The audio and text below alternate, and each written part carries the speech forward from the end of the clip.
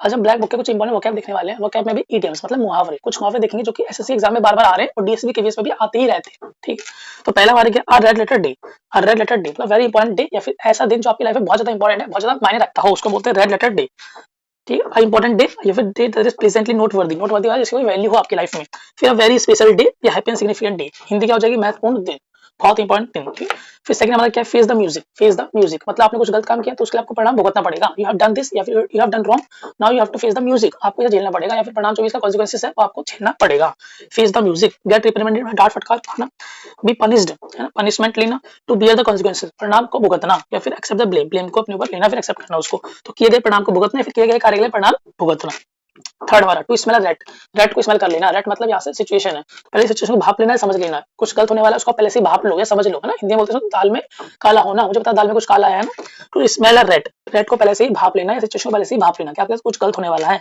Suspect a trick और deceit, detecting something wrong या फिर have a reason to suspect something. Hindi के दाल में काला होना या फिर संदेह होना। तो देखो यहाँ पर बहुत सारे दिए है ना, बार बार दे रखी है। क्यों दे रखी है, क्योंकि सारे वो फ्रेजेस हैं, वो वर्ड्स हैं जो एग्जाम में एग्जैक्टली ऑप्शन में आते हैं, समझ रहे हो, इसलिए ज्यादा दिए यहाँ पर ताकि सारे याद कर सको। क्या पता आपके एग्जाम में कौन सा ऑप्शन आ जाए, तो इसलिए सारे एक बार आपको देख लेने हैं ना। और जो यहाँ पर ब्रैकेट में लिखा है 10 10 10, तो इसका मतलब है ये जो एसएससी एग्जाम में 10 बार आ चुका है। यहाँ लिखा है 9, तो ये बोला 9 बार आया है, समझ रहे। तो बहुत इंपॉर्टेंट इडियम से ये हमारे एग्जाम में आते ही रहते हैं। हालांकि जो रेड लेटर डे है पहला वाला, ये केवीएस के 2018 एग्जाम में भी आया था, रेड लेटर डे, तो बहुत इंपॉर्टेंट इडियम आज डिस्कस कर रहे हैं। फिर देखते हैं अपना फोर्थ क्या हमारा, to a wild goose chase. A wild goose chase, जंगली बत्तख की खोज। तो जंगली बत्तख की खोज कौन करता है ना, इससे क्या प्रॉफिट है, कुछ प्रॉफिट नहीं मिलने वाला, तो ये निरर्थक खोज है, फिर फ्यूटाइल सर्च, इससे कोई प्रॉफिट हमको नहीं मिलने वाला।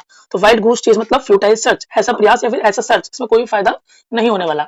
नेक्स्ट अनप्रॉफिटेबल एडवेंचर या फिर निरर्थक खोज, ऐसा कोई इसका कोई भी अर्थ ना निकले। अब देखते हैं next fifth, blow one's on trumpet, खुद के गीत गाना या खुद की तारीफें करना, अपनी डींगे हाँकना, उसको बोलते हैं blow one's on trumpet. Trumpet एक बजाने वाला इंस्ट्रूमेंट होता है ना, वो हाँ, तो अपने खुद के गीत गाना या खुद की बड़ाई करते रहना, जो कि हालांकि मुझको भी वीडियोस के टाइटल के लिए करना पड़ रहा है आजकल ना, चलो कोई बात नहीं। तो इसके जो है क्या हमारे पास है ऑप्शन, तो प्रेज वन सेल्फ, अपनी खुद की तारीफें करना, या फिर to boast about their achievement, अपने अचीवमेंट के डींगे हाँकना। फिर हिंदी क्या है, इसकी अपने मुंह में मिट्ठू बनना या फिर खुद की तारीफें करना, तो इसे हम बोलते हैं ब्लो वंस ऑन ट्रम्पेट, अपने खुद के ट्रम्पेट बजाना। अब देखते हैं आगे अपने नेक्स्ट, ये 6 है, bye fits and start. Bye fits and start, तो फिट्स कभी रुककर कभी फिर शुरू करना, फिर रुकना फिर शुरू करना, तो इरेगुलरली कुछ काम करना कहलाता है फिट्स एंड स्टार्ट। जैसे मेरी पढ़ाई भी होती है, कभी रुक जाते हैं फिर पढ़ने लगते हैं, फिर गैप हो जाता है फिर पढ़ते हैं, तो ऐसा कभी भी होता रहता है। तो मतलब बाय फिट्स एंड स्टार्ट होता है अनस्टेडी या फिर इरेगुलरली, अनियमित रूप से ना हो आपका, इरेगुलरली हो रहा है कुछ, तो अनियमित रूप से। जो बाय फिट्स एंड स्टार्ट है, ये वाला भी केवीएस का 18 एग्जाम में आया था, तो बहुत इंपॉर्टेंट है ये भी, और एसएससी में 9 बार आया है।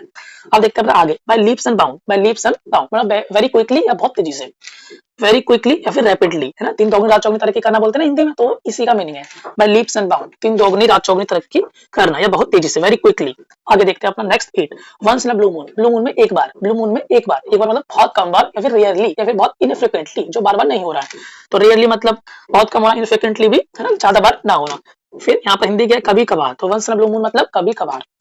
अ hard nut to crack, a hard nut to crack, ऐसा नट जो क्रैक करना मुश्किल है ना, क्रैक करना मुश्किल है। सो नट मतलब क्या होता है, अखरोट वगैरह होता है, यहाँ पर नट का मतलब प्रॉब्लम है ना, प्रॉब्लम। तो ऐसी प्रॉब्लम जो क्रैक करना मुश्किल है या प्रॉब्लम को सॉल्व करना मुश्किल है ना, something that is very difficult to solve, या फिर अ प्रॉब्लम या task that is very difficult to solve, उसको सॉल्व करना क्या है, काफी हार्ड है, तो हम बोलते हैं उसको hard nut to crack. Difficult task या फिर a difficult problem to solve, tough challenge. तो लोहे के चने चबाना, हिंदी होगी इसकी लोहे के चने चबाना, ये मुश्किल काम। हाँ देखते हैं लास्ट 10th वाला, cock and bull story. Cock and bull story, cock मतलब मुर्गा और बुल मतलब सांड, तो मुर्गे और सांड की स्टोरी होती है क्या है, ये क्या बिना सर पैर की बातें कर रहा हूँ मैं ना, तो इसका मीनिंग ये है। तो कॉक्स एंड बुल स्टोरी मतलब बिना सर पैर के फिर ऊट पटांग बातें करना, इसका कोई मीनिंग ना निकले यार, है ना, बिना बात की बातें करना। एंड इम्प्लॉजिबल स्टोरी यूजिंग एक्सप्लेनेशन और एक्सक्यूज, आप एक्सक्यूज बहाने में कुछ ऐसा स्टोरी सुना दो जो जिसका कोई मीनिंग नहीं है, बिना सर पैर की है, टीचर जो है तुरंत समझ जाए कि जो है बच्चा झूठ बोल रहा है या बातें बना रहा है ना। एब्सर्ड स्टोरी या फिर इम्प्रोबेबल स्टोरी, ऐसा चीज जो कोई काम की नहीं है फिर बिना बात की बातें हैं, ठीक है। तो मैं डिस्कस कर ली, इस तरीके से हम आगे आने वाली वीडियोस में और भी डिस्कस करते रहेंगे। इस तरीके से मैं वोकैब जो है एंटोनियम हो गया या फिर इडियम्स वगैरह हो गए अपना स्ट्रॉन्ग करेंगे या फिर हम सीखेंगे, ठीक है। तब तक के लिए बाय।